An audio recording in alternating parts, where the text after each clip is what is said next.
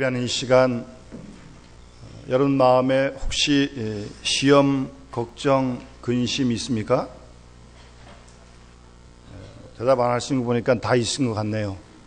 찬송가 가사에도 없는 사람 누군가 그랬으니까 다 있다는 말 아닙니까? 다 있습니다. 모두에게 있습니다. 그런데 우리 귀한 시한찬대 가사처럼 부질없이 낙심하지 마시고요. 그것 때문에 기도 드려 아래세 그럽니다. 부질없이 낙심하지 마시고요. 오늘 주님이 주시는 위로를 우리 모두 함께 경험하고 주님께 맡기고, 물론 그 근심 걱정이 당장 해결된 거 아닐 수도 있어요. 그러나 위로받고 기도하면서 함께 풀어가는 거 아니겠습니까? 모두들 올 2009년을 바라보면서 상당히 어려울 것이라고 하는 짐작은 우리 모두가 하고 있고요. 또 벌써부터 그런 현장의 소리들을 우리가 듣고 있습니다. 또 현장에서 여러분들 피부로 여러분들이 더 느끼실 줄로 압니다. 그런데 우리가 그런 염려를, 근심을 믿음으로 극복하며 사는 삶이 신앙의 삶 아니겠습니까? 우선 여러분, 이 염려라고 하는 건요, 이게 목을 꽉 졸라맨다는 뜻입니다. 목을 꽉 졸라매면 죽죠. 그래서 염려가 들면 사람들은 약국에 가서 신경 안정제를 사 먹습니다. 잠을 잘 못 자니까요. 불안하니까요. 또는 염려 때문에 마약과 술을 부르기도 하고 거기에 빠지기도 합니다. 그리고 성경에 보게 되면 이 염려는 우리의 뼈를 마르게 한다고 말씀하고 있습니다. 마음의 즐거움은 양약이라도 심령의 근심은 뼈로 마르게 한다. 쉽게 번역하면 골다공증이 걸린다, 그 말이겠죠. 뼈가 마르니까 말입니다. 염려가 그렇다는 거예요. 염려가요. 그리고 염려는 두려움하고 친구입니다. 염려하면 두려움이 금방 같이 따라오고요. 그래서 염려는 사람을 파괴하는 괴물입니다. 사람들은 질병으로 죽기보다 질병을 염려하다가 죽습니다. 뿐만 아니라 염려는 모든 인간관계를 파괴시킵니다. 그래서 염려는 하나님이 가장 싫어하시는 아주 불신앙입니다. 그래서 염려가 많은 사람은 큰일을 잘 못합니다. 염려 때문에요. 우리 잘 아는 빌립보서 4장 6절 7절 말씀 보시면 한번 따라합시다. 아무것도 염려하지 말고 오직 모든 일에 기도와 간구로 너희의 구할 것을 감사함으로 하나님께 아뢰라. 아멘. 염려, 근심은 다 있어요. 그런데 염려하지 말고 오히려 기도와 간구로 감사함으로 하나님께 기도를 드려라. 그러면요, 우리의 지각에 뛰어난 하나님의 평강이 그리스도 예수 안에서 우리의 마음과 생각을 지키시겠다고 말씀하십니다. 이 말씀 우리가 날마다 마음에 새기면서 염려가 딱 드는 순간, 하나님께 기도하라 그랬지, 기도를 드리시고 하나님께 맡기시고 동시에 마음에 그리스도 안에서 주님이 주시는 평강과 위로를 경험하는 그런 우리 모든 영남의 가족들이 되어 주시기를 주의 이름으로 축원합니다. 혹시 이 시간에도 가져온 근심이 있으면 다 주님께 내려놓으시고 기도하시고, 베드로전서 5장 6절 말씀에도 따라합시다. 너희 염려를 다 주께 맡겨버리라. 아멘. 맡기십시오. 맡겨버리시라니까요. 그리고 이전을 떠날 수 있기를 바랍니다. 사람은 사람에게 오히려 염려거리가 될 때가 참 많습니다. 그런 문제의 소지를 일으키니까요. 그런데 우리의 모든 염려를 하나님께 맡기면 하나님께서 염려를 해결해 주십니다. 그래서 오늘 이사야서 55장 말씀의 이사야 선지는 오늘 본 말씀을 통해서 이스라엘 백성들에게 더 이상 방황하지 말고 영원한 구원과 생명을 주시는 약속의 하나님께 돌아오라고 강력하게 호소하고 있는 것입니다. 더 나아가서 이사야 선지는 온 인류를 하나님께 초청하고 있습니다. 열방을 초청하고 있습니다. 복음의 시기가 끝나기 전에 하나님께 돌아오도록 간절히 호소하고 있는 것이 오늘 본문의 말씀입니다. 만약 하나님이 사람과 똑같거나 사람보다 못하다면 하나님의 초청에 별로 의미가 없는 거죠. 그러나 하나님은 우리 사람과 완전히 다릅니다. 모든 면에서 우리는 하나님과 완전히 하나님과 달라요. 특별히 오늘 같은 이런 어려운 시대에 우리가 하나님을 믿고 하나님의 자녀가 되었다고 하는 것, 우리가 감사하며 기도하며 살아야 할 줄로 믿습니다. 오늘 본문은 하나님이 어떤 분인가 소개하며 그 하나님이 어떻게 우리가 다른가를 우리에게 말씀해 주고 있는데, 우선 본문을 보시면 6절 말씀에 너희는 여호와를 만날 만한 때에 찾으라, 가까이 계실 때에 그를 부르라 라고 말씀하고 있습니다. 55장 1절 말씀에도 너희 목마른 자들아 물로 나오라, 돈 없는 자도 오라, 너희는 와서 사 먹되 돈 없이 값없이 와서 포도주와 젖을 사라. 나오라, 오라, 사라, 찾으라, 부르라, 돌아오라. 계속해서 하나님께서 반복하셔서 간절하게 우리를 하나님은 오늘도 기다리고 계심을 우리는 본문을 통해서 발견하게 됩니다. 믿지 않는 자들이 주 앞으로 돌아오기를 기다리실 뿐만 아니라 이미 믿은 주의 백성들이 주 앞으로 더 가까이 나오도록 하나님은 오늘도 우리를 기다리고 계신 줄로 믿습니다. 바로 지금이 여호와를 만날 때임을 말씀하는 동시에 만약 여호와를 만날 때 이때가 지나면 여호와를 만나고 싶어도 만날 수 없는 그때가 올 것을 경고하고 있는 말씀입니다. 때가 되기 전까지는 기다리시지만 때가 지나면 심판의 하나님이 되신다는 말씀입니다. 하나님은 오늘도 모든 민족이 구원받기를 원하시며 기다리고 계십니다. 우리가 주 앞으로 가까이 나오기를 기다리고 계십니다. 그런데 무진장, 무한정 기다리는 기다림은 결코 아닙니다. 그래서 누가복음 13장에 보게 되면 여러분 잘 아시는 열매 맺지 못하는 무화과 나무의 비유가 있잖아요. 3년 동안 농부가 길렀는데 열매가 없어요. 주인이 찍어버리라 그럽니다. 그때 농부가 뭐라 그래요? 1년만 더 기회를 달라고요. 1년만. 예? 그러니까 그 농부 덕에 무화과 나무는 삽니다. 그 후에 대해서는 성경에 안 나와 있지만 아마 무화과 나무가 감동을 받아가지고 열매를 맺었을 줄로 믿습니다. 그 비유가 있는데 어쨌든 하나님도 우리를 기다리시면은 분명한 한계가 있는 겁니다. 무한정 기다리는 건 결코 아닙니다. 하나님을 외면하는 사람, 그는 결단코 구원을 받을 수 없습니다. 그는 버림받을 것이며 성령을 회방하며 끝까지 믿음과 회개를 거절하는 미련한 사람, 그에게는 구원이 없을 것입니다. 기다리시는 하나님을 멸시하는 자에게는 저주와 지옥이 기다리고 있습니다.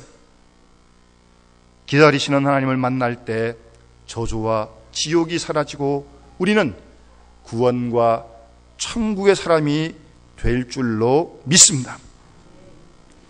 여러분 잘 아시는 프랑스의 화가 밀레 아시죠? 그는 프랑스의 노르망디라고 하는 가난한 시골의 농부의 아들이었습니다. 낮에는 부모님을 도와서 열심히 농사를 지었고요, 저녁에는 열심히 그림을 그렸습니다. 그런데 밀레는 항상 그런 꿈을 꾸었다고 합니다. 소리가 나는 그림을 그리고 싶다.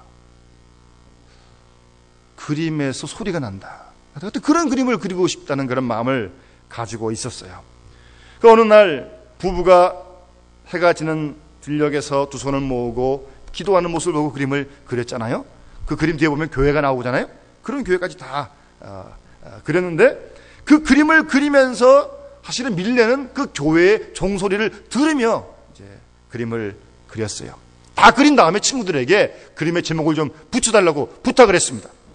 그때 친구들이 뭐 기도하는 부부, 근면한 부부, 간구, 믿음의 돼지 등 여러 가지 이름을 다 말했지만 밀레는 별로 만족스럽지 못했습니다. 그럴 때 어떤 한 친구가 이것은 만종이다, 종소리가 들려오지 않느냐라고 소리를 쳤습니다. 그래서 그 그림의 이름을 우리가 잘 아는 대로 가슴에서 종소리가 울려 퍼지는 만종이다, 그렇게 이름을 지었던 것입니다. 그 밀레가 파리로 그림 공부를 하고 떠나게 될 때 밀레 어머니는 밀레에게 이렇게 당부를 했습니다. 내가 화가이기 전에 그리스도인이라는 것을 잊지 말아라. 주님을 잃은 화가가 되노니 차라리 죽는 것을 보는 편이 더 나을 것이다 라고 밀레에게 아주 간곡하게 당부를 했다고 합니다. 밀레가 우리에게 이 만종이라는 귀한 그림을 남겼다면 밀레의 어머니는 그리스도인으로 사는 것이 얼마나 중요한지를 밀레의 마음속에 심어 주었던 것입니다. 우리 모두가 그리스도인의 부모라면, 그리스도인 부모라면 우리의 자녀들을 올바른 그리스도인으로 키우고 싶어 할 것입니다. 더 나아가 자녀의 장래와 신앙의 성장뿐 아니라 이웃들의 자녀까지 생각할 줄 아는 넓은 마음을 우리가 가져야 할 것인데, 그런 자녀들을 오늘도 기다리시는 하나님을 그 자녀가 만날 수 있도록 우리 모든 부모님들이 기도하고 힘써야 할 것입니다. 믿는 부모는 자녀들을 그리스도께 초청하고 인도해야 합니다. 믿는 자녀는 믿지 않는 부모와 가족과 친구와 친척들을 교회와 그리스도에게로 초청해야 합니다. 우리 주위에 있는 모든 사람들을 기다리시는 하나님께 초청하고 인도해야 할 것입니다.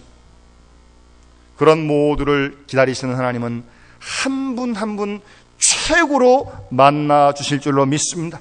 그 한 사람 한 사람을 VIP로 영접하실 줄로 믿습니다. 우리 모두가 그 하나님의 VIP 최고의 손님임을 잊지 마시기 바랍니다. 때로 사람들은 우리를 무시하고 경멸하고 무관심하거나 영접하지 않아도 하나님은 온 천하와 바꿀 수 없는 최고의 존재로 우리 모두를 인정하시는 줄로 분명히 믿습니다. 지금도 기다리시는 하나님과의 만남이 우리의 최대의 축복이며 행복인 줄로 믿습니다. 기다리시는 하나님께로 믿지 않는 식구들을 초청합시다. 자녀들을 부릅시다. 식구들을 인도합시다. 뿐만 아니라 우리 모두는 기다리시는 하나님께 한 걸음 한 걸음 더 가까이 나아갈 수 있길 바랍니다. 그래서 시편 73편 시인은 마지막에 여호와께 가까이함이 내게 복이라 그렇게 말씀하십니다. 그리하여 기다리시는 하나님을 만나는 큰 기쁨과 축복이 우리 모두에게, 우리 가정에 넘칠 수 있기를 주의 이름으로 축원합니다. 이어지는 본문 7절 말씀 보시면 악인은 그 길을 불의한 자는 그 생각을 버리고 여호와께로 돌아오라. 그리하면 그가 긍휼히 여기시리라. 우리 하나님께로 나오라. 그가 널리 용서하시리라 라고 말씀하십니다. 여러분, 하나님은 전지전능하신 하나님이신데요, 못하실 일이 없어요. 그런데 하나님은 두 가지를 못하십니다. 이걸 못하십니다. 아무리 전능하신 하나님이셔도. 뭐냐? 첫 번째, 하나님은 회개치 않는 사람은 구원하실 수가 없습니다. 그렇잖아요? 회개하는데 어떻게 구원하겠습니까? 두 번째, 하나님은 회개하고 돌아오는 사람을 용서하지 않을 수 없습니다. 아니, 회개하고 돌아오는데요, 하나님은 그 사람을 용서하십니다. 악과 불의를 버리고 여호와께로 돌아오면 하나님께서 우리를 긍휼히 여기시고 용서를 베풀어 주신다고 말씀하십니다. 하나님은 기다리시며 또 사랑하시는, 긍휼히 여기시는 하나님이신 줄로 믿습니다. 회개라고 하는 것은 행실을 버리는 소극적인 변화에서 하나님께로 돌아가는 적극적인 태도와 함께 그 하나님을 우리의 왕으로, 주인으로 섬기는 그 자리까지 나아가야 진정한 회개인 줄로 믿습니다. 하나님은 회개하는 자를 거절하시거나 벌하지 않으시고 그에게 긍휼과 용서를 베풀어 주시는 줄로 믿습니다. 여러분, 탕자가 모든 재산을 다 탕진하고 들어올 때 그 아버지는 그 아들을 긍휼과 용서로 맞아 주었던 거 아니겠습니까?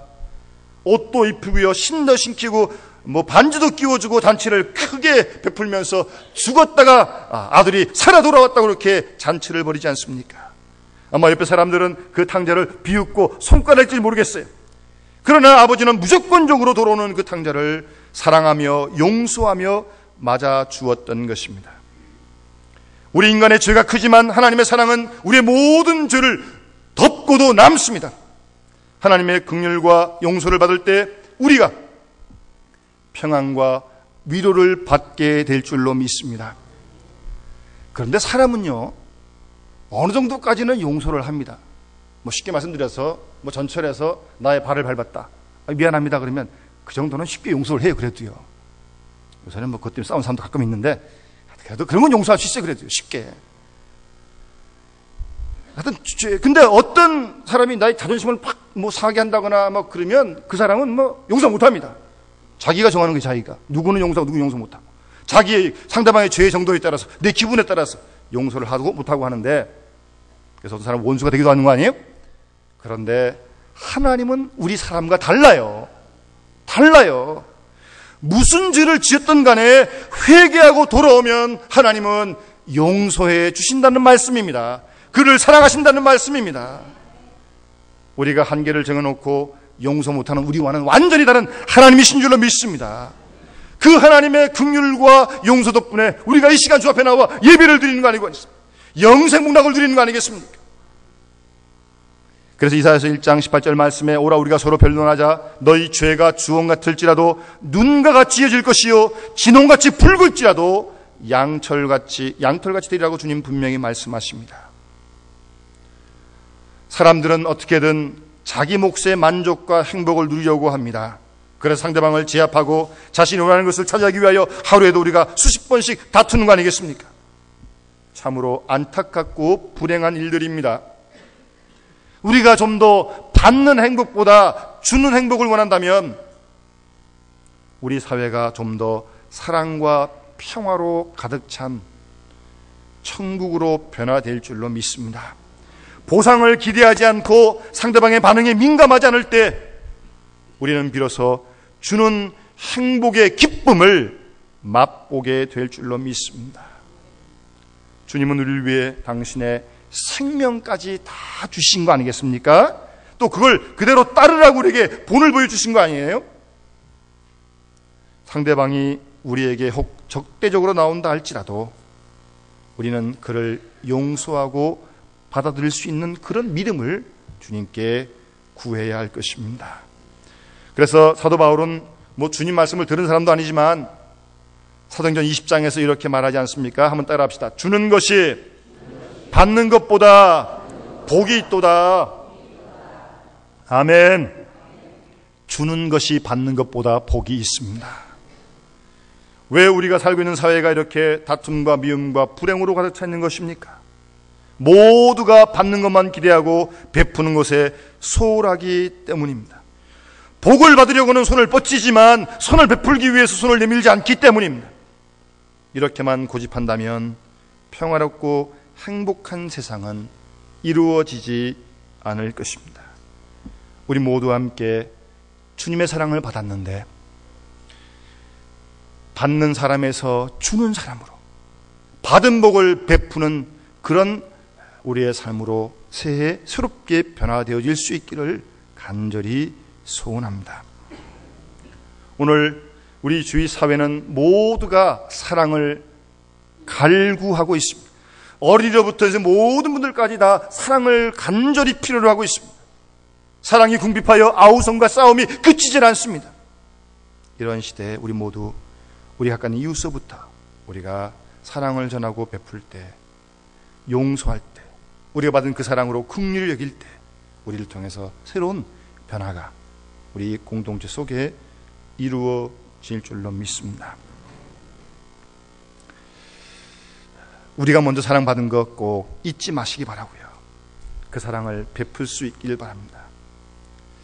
저는 가끔 제가 혼자 산책을 한다거나 이렇게 길을 걸으며 묵상을 할 때 이렇게 딱 잘라서 부르는 복음송이 한마디가 있는데 제가 한번 불러보겠습니다. 하나님의 사랑이 영원히 함께하리 십자가의 길을 가는 자에게 순교자의 삶을 사는 자에게 거기까지만 제가 보겠습니다. 영원하신 하나님의 사랑이 영원히 함께하리라고 말씀하시는데 우리 그 사랑 지금 받고 있는 거 아닙니까? 지금도요. 그 사랑을 생각하면 힘이 생기고요. 위로받을 수 있고요. 견딜 수 있고요. 더 나아가 우리에게 혹 잘못한 이웃들 용서할 수 있어요. 그 사랑이 경험되어질 때 말입니다. 이런 하나님의 긍휼과 용서와 사랑이 우리의 삶 속에 올 한 해 충만할 수 있길 바라고요. 이어지는 8절 9절 말씀 보시면 하나님의 생각과 하나님의 길이 우리와 다른데 얼만큼 다른가? 하늘이 땅에서 높음같이 하나님의 길은 우리의 길과 다르고 높고요. 하나님의 생각은 우리의 생각보다 훨씬 하늘이 땅에서 높은 만큼 그만큼 높다고 오늘 이사야 선지는 말씀하고 있습니다.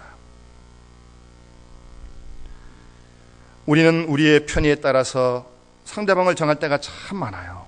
이런 사람은 이렇게 하고 저런 사람은 저렇게 하고. 그러나 우리는 사람을 나눌지 모르겠어요. 헤아릴지 모르겠어요. 그러나 하나님이 그들을 대하실 때는 우리와는 분명히 다른 줄로 믿습니다. 달라요. 완전히 달라요. 하나님은 그렇게 나누지 않습니다. 그들도 구원받기를, 그들도 주 앞으로 돌아오기를, 회개하기를 하나님이 원하시는 줄로 분명히 믿습니다. 그만큼 하나님의 자비와 긍휼하심이 무궁하신 하나님이신 줄로 믿습니다. 우리의 제한적인 데 비해서, 우리가 한계를 정한 데 비해서 하나님의 자비와 긍휼은 정말 무궁무진한 줄로 믿습니다. 그래서 예전에 많이 불렀던 복음성인데 그 예레미야가 3장 22절 말씀을 근거로 해서 이런 복음성인데 요즘은 잘 안 부르더라고요. 이런 복음성입니다. 주의 자비는 무궁하며 아침마다 새롭고 늘 새로우니 주의 성실이 큼이라 성실하신 주님. 여러분, 주님의 인자는 끝이 없습니다. 주님의 사랑은 끝이 없습니다. 주의 자비는 무궁무진합니다. 그래서 우리가 이 자리에 지금 주 앞에 나와 예배를 드리는 거 아니겠어요? 우리 인간의 눈에는 용서받을 수 없는 그런 모습으로 보이는 이웃이 있다 할지라도 하나님은 그를 주 앞으로 돌아오면 용서하실 줄로 분명히 믿습니다. 여러분 잘 아는 미국의 존 워너메이크라는 분이 있는데 이분은 서점 점원으로 시작해서 아주 자수성가한 그런 신앙인입니다. 미국의 최신부 장관을 지냈고 교육사업, 사회사업도 그리고 YMC를 창설한 사람이 바로 워너메이커인데 워너메이커가 한번 이런 말을 했습니다. 선한 일을 하고자 하는 욕망은 그리스도의 마음을 알았기 때문이며 헌금과 구제와 봉사는 그리스도인의 절대 의무라고 말한 바가 있습니다. 한 번은 이 존 워너메이커가 중국을 방문한 적이 있었는데 시골길을 가고 있었습니다. 농부가 농사를 짓는데 자세히 보니까 쟁기를 왼쪽에는 소가 짊어지고 오른쪽에는 젊은 청년이 지면서 밭을 갈고 있는 거예요. 이상하잖아요. 그래서 물었습니다. 여보시오, 왜 사람이 소와 함께 밭을 갈고 있습니까? 그 청년이 얼마나 힘들겠습니까? 라고 물었습니다. 그러자 농부는 이렇게 대답을 합니다. 저 청년은 제 아들입니다. 얘가 아주 예수를 잘 믿는 교학교 교사인데 작년에 저기 보이는 저 교회를 짓는 일에 이 소를 팔아가지고 헌금으로 드리고 자기가 지금 소를 대신해서 쟁기를 같이 메고 있는 것입니다. 그렇게 대답을 하더라는 겁니다. 십자가를 들고 고고들 가는 주님처럼 이 청년은 소와 함께 멍에를 메고 그 약속을 지키고 있었던 것입니다. 이 말에 워너메이커가 큰 감동을 받고 이 청년을 미국으로 데려가서 신학 공부를 시키고 훌륭한 목회자로 키웠습니다. 바로 그가 중국 복음화의 기수였던 성문삼 목사님이십니다. 사랑하는 여러분, 우리가 하나님의 사랑을 받기 위해서는 오늘 이 청년처럼 우리의 몸을 들이며 하나님을 최고로 섬기며 언제나 믿음으로 행동하며 말로만이 아니라 열심히 우리의 삶으로 봉사하고 충성하는 그런 일꾼이 될 때 하나님께서 우리의 삶을 통해서 영광 받으실 줄로 믿습니다. 사랑하는 여러분, 올 한 해 우리 모두 하나님 중심으로 살 수 있기를 바랍니다. 하나님께 모든 염려를 맡기고 기다리시는 하나님께 더 가까이 나아가고 지금도 세상 모든 민족이 구원받기를 원하시는 그 하나님의 마음을 헤아려 많은 우리 믿지 않는 식구들을 주 앞으로 인도하며 우리를 사랑하시는 하나님의 그 크신 사랑을 날마다 우리가 경험하면서 높으신 하나님께 최고의 영광을 돌려드리며 살아갈 수 있는 올 한 해 우리 모든 믿음의 식구들의 삶이 되어줄 수 있기를 주의 이름으로 축원합니다. 기도하겠습니다. 사랑의 아버지 하나님, 감사합니다. 오늘도 주 앞으로 저희를 불러주시고 주님의 귀한 말씀을 듣게 해주시니 감사와 찬송과 영광을 돌려드립니다. 오늘도 주님 말씀 앞에 우리의 모습을 돌아보건대 실로 부끄러움을 금할 길이 없습니다. 지금도 하나님은 세상 모든 민족이 구원받기를 간절히 고대하시는데 우리가 그들을 주 앞으로 인도하지 못한 죄를 용서하여 주시며 구원받은 우리가 주 앞으로 더 가까이 나오기를 하나님이 원하시는데 그 일에 소홀하고 게을렀던 저희들의 죄를 용서하여 주시옵소서. 우리를 향하신 하나님의 사랑이 무궁무진한데 마치 그 사랑이 없는 것처럼 쉽게 낙심하고 절망했던 저희들을 용서해 주시며 그런 사랑을 받으면서도 사랑을 베푼 일에 인색했던 용서하는 일에 인색했던 긍휼적인 일에 인색했던 저희를 주님 불쌍히 여겨 주시옵소서. 우리의 생각과 하나님의 생각이 그렇게 차이가 있는데 우린 여전히 우리의 생각과 우리의 뜻만을 고집하며 행했던 모든 일들을 주님 용서해 주시고 주님의 마음을 품게 하시고 주의 손이 되게 하시고 발이 되게 하여 주시옵소서. 이 믿음으로 올 한 해 살아 하나님을 영화롭게 할 수 있는 우리의 생이 될 수 있도록 하나님 축복해 주시옵소서. 감사드리며 예수님 이름으로 간절히 기도드리옵나이다. 아멘.